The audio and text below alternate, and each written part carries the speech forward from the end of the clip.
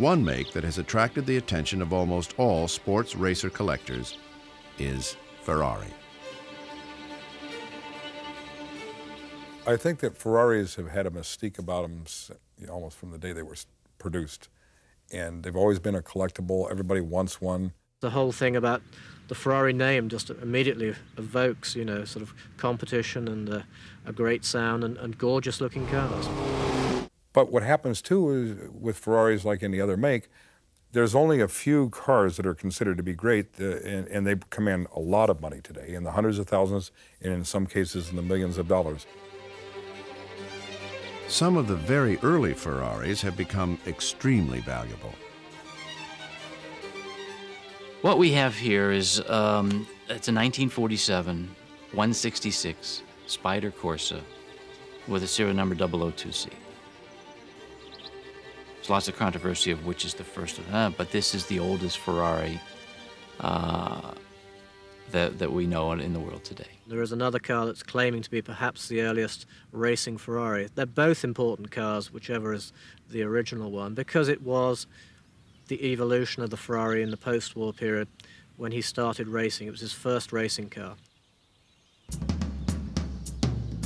Enzo Ferrari wanted to build the best race cars in the world. Ferrari was just dedicated to racing, and he produced road cars just to make money so he could be successful in the racing, and he was driven and determined, and that was his passion. His racing cars were light and powerful. They started to win races right away. They made Ferrari a household name. I ran into an Italian man who spoke English quite well, and he admitted he didn't know much about cars or Ferraris, which is unusual in Italy. But anyway, he went on to say that the one thing he did know about Enzo was that he was more important in Italy than the Pope. One of the secrets of Ferrari's fame and his car's success was the V12 engine he helped develop. In America in 1953, Chevrolet had only 6-cylinder cars. It had no V8s or V anythings. Ford still had the V8 flathead only, all with simple carburation. Now here's Enzo Ferrari in 1953. He has a 12-cylinder car.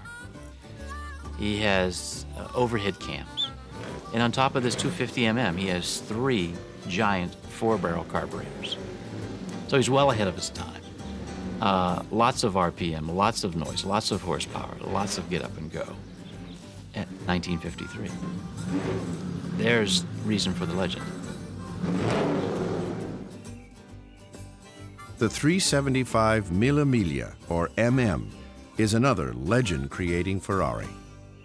Basically, it just epitomized, you know, the large capacity Ferraris, if you like. They were muscular-looking cars, and they sounded like it, and they really went at a tremendous pace. It produced well over 300 horsepower, extremely fast, and very easy to drive. In its day, this car was capable of speeds well in excess of 160 miles an hour. You know, when you hear a 12-cylinder Ferrari coming down the road, you know it. This loud performance wasn't cheap. In 1954, if you had the ability and the opportunity and the right timing, you could have purchased one of these vehicles for something in the order of approximately $10,000 US. That was about 3 times the average salary of an American worker in 1954. But it might have been a good investment.